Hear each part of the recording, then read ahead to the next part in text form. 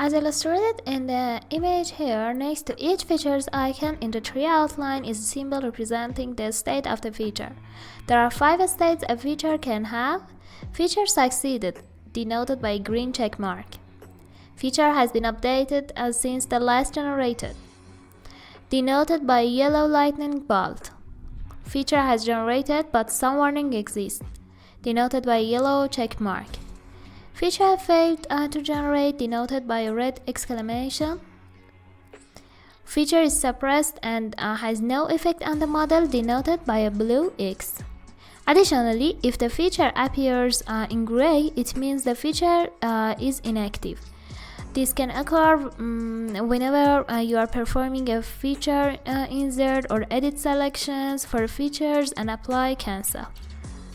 And about generate, hotkey is F5.